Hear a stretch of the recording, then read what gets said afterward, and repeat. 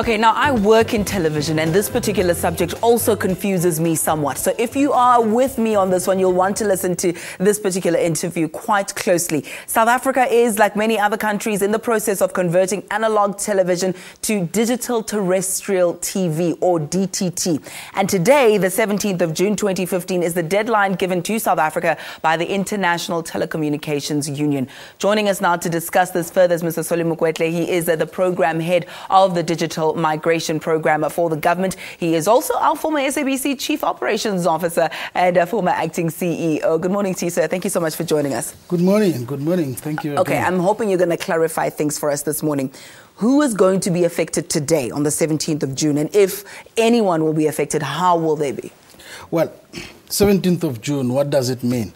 It is going to affect the people who use the antenna on top of your roof or on top of your television. If you are watching television right now using a dish, then you are not going to be affected significantly. And by that I mean that perhaps later on when you want to watch alternative content, you can get the other set-top box.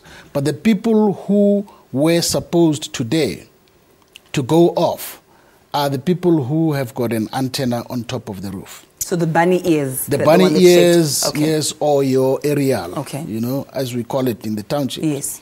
Now, those people belong to all those people in the world who the ITU has said those countries should migrate today. In other words, our analog signal should be switched off, and we should now be on digital. You say should. Yes. Will it be? Well, we are not going to switch off. And I'm here to say that to South Africans, don't despair. There will be no switch off now. Our Minister Mutambi, and the government have taken measures to ensure that that switch off does not happen now, does not happen today. Well, let's just unpack this thing, what it meant.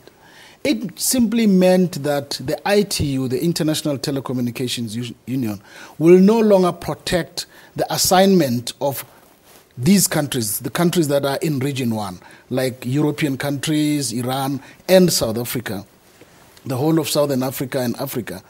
Those countries, their assignments of analog that are registered in the master radio frequency spectrum plan at the ITU will no longer be protected. You must now be having a new assignment of digital. What does that mean that you are no longer protected? It means in the event that you receive interference from any signal coming from outside of your territory, then you have no recourse to protest or whatever. In fact, you might be asked to switch off by another country if you were interfering. So what did we do? Minister Mutambi took us around on a long safari these past weeks. We've gone to 4 of our 6 neighboring countries, and we've signed agreements of cooperation, documents of cooperation with them to say that there will not be any interference against each other without informing one another. In other words, we will no longer be protected by the ITU, but it is now according to bilateral agreements for countries to protect one another.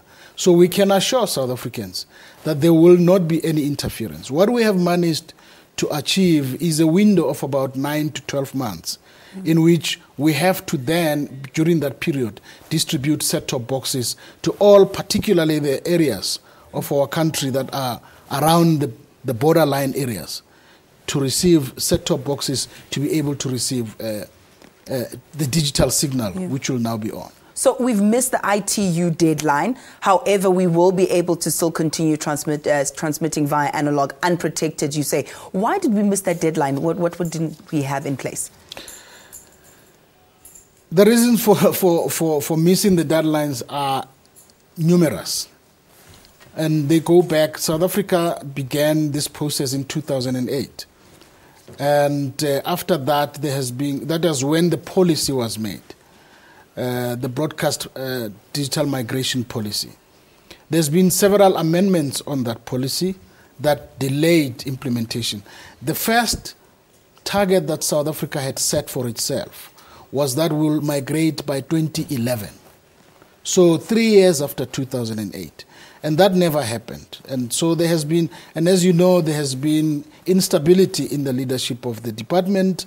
We've had 4 ministers since then. But finally, the minister that we have now, who came in from February last year, by October 2014, she had set the decision and the determination that this must happen. And she has been driving it. We've been driving it for the past 8 months now. Yeah, but there've also been some allegations of some sort of disagreement over who was going to make these set-top boxes. I know legal wranglings there as well. But also some allegations of corruption and who's going to get the tender. So-and-so who's a friend of the minister, who's a friend of this, and all of that. Are we over it now, and where are we in the process of DTT? No. There has not been any allegations about corruption of set-top boxes as yet, in particular because set-top boxes are not even in the realm of the minister. They are to be dealt with by USASA. The issue that has held us back, and as we speak right now, South Africans are held back by one of the broadcasters that has gone to court now for the second time to try to stop this process.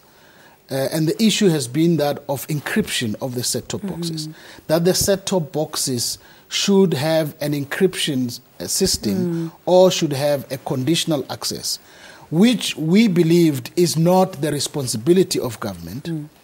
If government was to do that, it would actually be using taxpayers' money to finance a business plan of a particular company.